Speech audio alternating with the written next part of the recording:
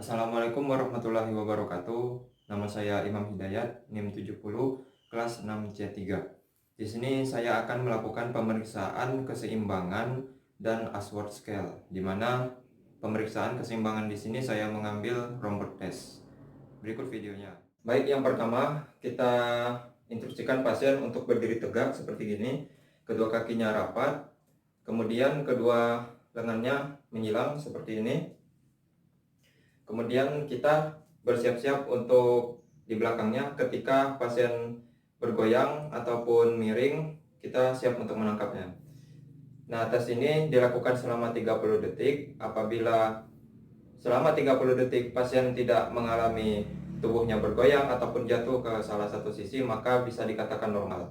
Tapi jika misalnya pasien selama 30 detik ini tubuhnya bergoyang seperti ini, maka itu bisa diindikasikan terjadi gangguan keseimbangan pada cerebrum pasien.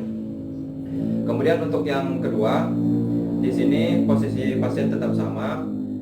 Kita instruksikan pasien untuk menutup mata. Menutup mata selama 30 detik, kita amati. Kemudian jika pasien mengalami miring ataupun jatuh, nah seperti itu, maka kemungkinan yang terjadi adalah terjadi gangguan di proprioseptif dan vestibular pada pasien. Sekian. Baik, selanjutnya saya akan menjelaskan sedikit tentang Ashworth Scale atau skala Ashworth, di mana skala ini digunakan untuk mengukur tingkat kekakuan ataupun spastisitas pada tonus otot, di mana skala ini terdiri dari 6 tingkatan, yaitu saya akan jelaskan sebagai berikut. Untuk yang pertama, kita ke Ashworth Scale yang ketingkatan 0, di mana untuk yang ketingkatan pertama ini dia tidak adanya peningkatan tonus otot sama sekali. Contohnya seperti ini akan saya contohkan pada sendi elbow. Yang pertama, pada saat kita fleksi dan ekstensikan, di sini tidak ada terjadi peningkatan tonus otot, di mana pada pasien tidak ada terjadinya tahanan minimal maupun maksimal. Jadi di sini pasien lemas. Ini termasuk ke tingkatan 0. Kemudian untuk yang ke tingkat yang selanjutnya, yaitu untuk yang tingkatan nomor 1, di sini pada saat kita melakukan gerakan fleksi maupun ekstensi elbow, pada akhir gerakan fleksi maupun ekstensi, di sini terdapat tahanan minimal. Namun gerakan fleksi ekstensi tersebut masih bisa full ROM. Contohnya seperti begini. Pada saat kita melaksanakan gerakan fleksi, di sini terdapat tahanan minimal pada pasien. Kemudian pada saat gerakan fleksi, ekstensi, di sini juga terdapat tahanan minimal di pasien.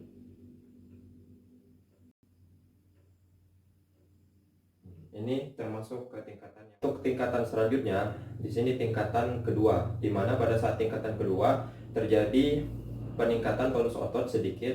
Pada saat di pertengahan gerakan, di sini terjadi pemberhentian gerakan, namun masih bisa kita lakukan full ROM dan terdapat tahanan minimal pada pasien. Contohnya seperti begini.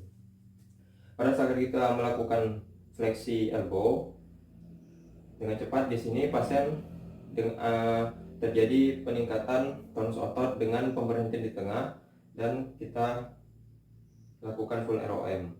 Begitu juga dengan pada saat ekstensi. Pada saat ekstensi dengan cepat, di sini terjadi peningkatan tonus otot dan kita ekstensikan. Begitu.